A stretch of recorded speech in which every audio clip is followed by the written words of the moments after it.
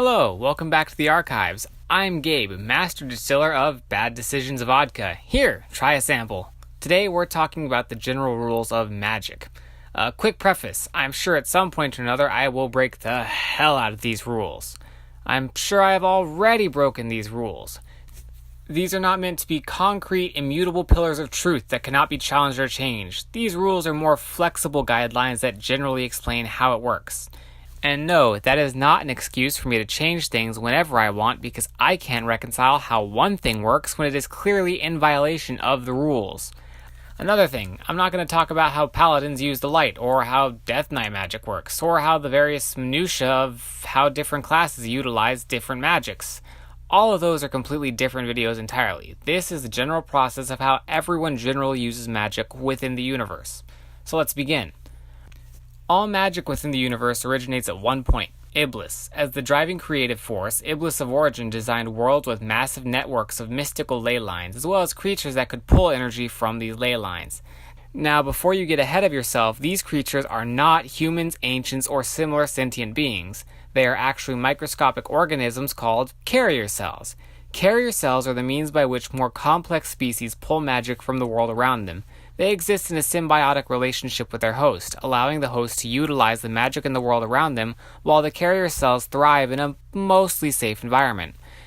The cells live in their host's bloodstream because the circulatory system covers virtually the entire body, allowing species who know how to use magic to harness it through any part of their body. So, for example, most spellcasters use their hands to cast spells, but it is entirely possible for someone to use their feet if they need to.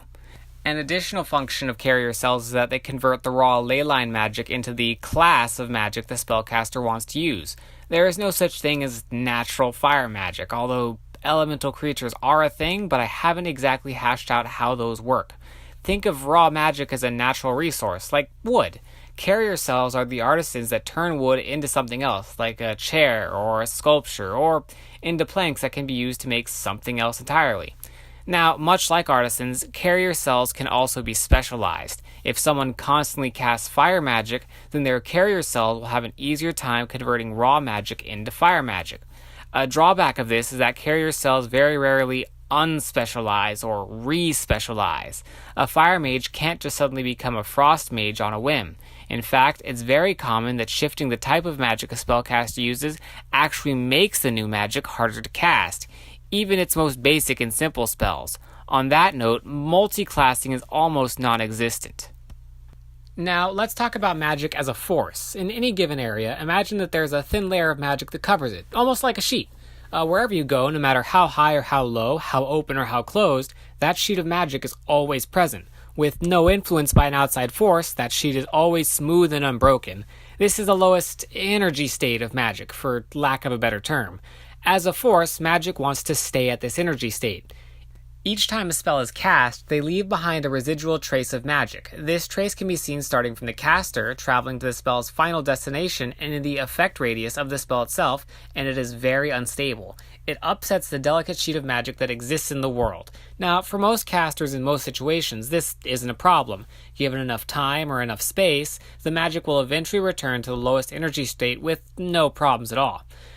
Now, let's say that you've got a small room, about 25 square feet, and you filled it with 20 people who are all using magic at a rate of 1 spell per minute. So every minute, you've got 20 spells going off. Without any time to reset, or any space to spread out, eventually the magic in that room will become so unstable that it forces itself to become stable. This reaction usually manifests as lightning and is called the spell rebound. More often than not, spell rebounds are very dangerous and are capable of doing great harm to whoever caused them. There are a few things that trigger rebounds, from least to most common. 1. Casting a spell in an area that's already too magically unstable. 2. Casting a spell that is beyond one's personal ability, or 3. Very rarely, casting a spell that is outside of one's alignment.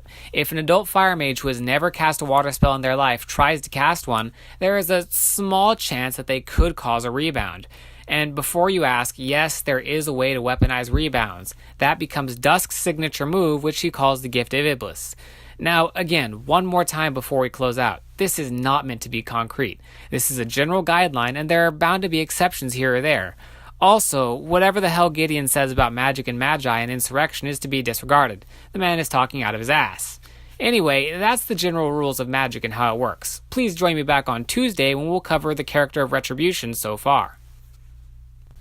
Hi, I'm Gabe, and it took me a lot longer than it should have to record this in-slate. If you enjoyed the video, please consider liking and subscribing so you don't miss the next one. If you want more content from me, consider following me on Twitter, where eventually I'll tweet some more. If you want to learn more about anything I'm talking about or catch some details I missed, consider buying my books. Links are in the description below.